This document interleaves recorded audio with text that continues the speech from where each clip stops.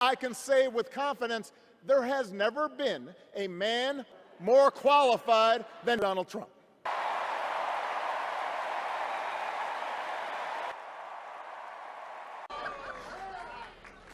You know, come on. When Hillary Clinton says I'm out of touch, I just have to remind people of the track record. All right? So now this is Senator Clinton. This is the same person who has taken more money from lobbyists than any other candidate, Democratic or Republican, taking more money from drug company lobbyists and insurance company lobbyists, and she's saying, I'm out of touch? Who do you think is out of touch? This is the same person who took money from financial folks on Wall Street and then voted for a bankruptcy bill that makes it harder for folks right here in Pennsylvania to get a fair shake. Who do you think is out of touch?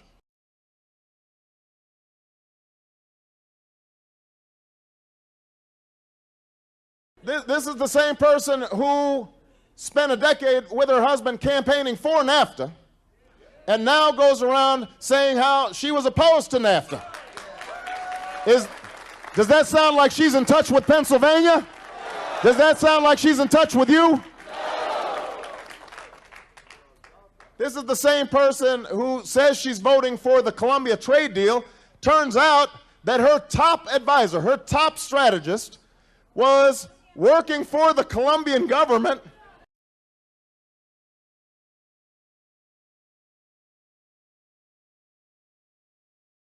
to get the bill passed.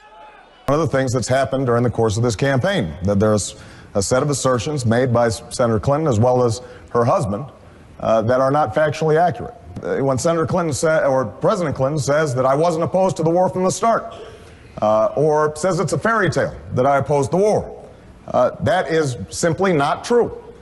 When Senator Clinton or President Clinton asserts that I said that the Republicans had better economic policies since 1980, that is not the case. Your record and what you say does matter. The facts are that he has said in the last week that he really liked the ideas of the Republicans over the last 10 to 15 years.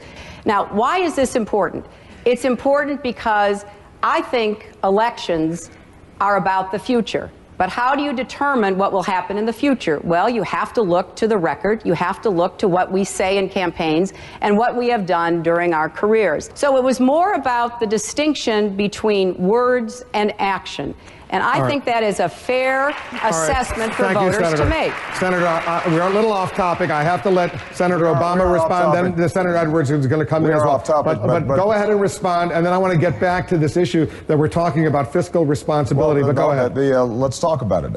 Now, let's talk about Ronald Reagan. What you just repeated here today is patent. Wait, no, Hillary, you just spoke. I did not say anything about Ronald Reagan. You said two things. You talked about admiring Ronald Reagan, and you talked about the ideas of the Republicans. I didn't talk about Ronald Reagan. We just had the tape. You just said that I complimented the Republican ideas. That is not true.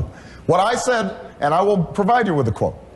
What I said is that Ronald Reagan was a transformative political figure because he was able to get Democrats to vote against their economic interests to form a majority to push through their agenda, an agenda that I objected to because while I was working on those streets, watching those folks see their jobs shipped overseas, you were a corporate lawyer sitting on the board of Walmart. The irony of this is that you provided much more fulsome praise of Ronald Reagan in a book by Tom Brokaw that's being published right now, as did Bill Clinton in the past. So these are the kinds of political games that we are accustomed to. I'm sorry. Well, wait a minute. Wait a minute. Just a minute. Senator Edwards, let them wrap up, and then I'm going to come to you. I just want to clarify. I want to clarify the record. Wait a minute. Wait a second, Senator Edwards. Hold on. There has been a specific charge leveled against Hillary Clinton, so she can respond. Then I'll bring in Senator Edwards. I just want to be sure. You talked about Ronald Reagan being a transformative political leader. I did not mention his name. Your husband did. Well, I'm here. He's not. Okay, well, I can't tell who I'm running against sometimes. It certainly came across in the way that it was presented as though the Republicans had been standing up against the conventional wisdom with their ideas. I'm just reacting to the fact, yes, they did have ideas, and they were bad ideas, bad for America. And I was fighting against those ideas when you were practicing law and representing your contributor, Resco, in his slum landlord business in inner city Chicago. Hold on one second. Hold on. What I want to say first is, are there 3 people in this debate? Not 2.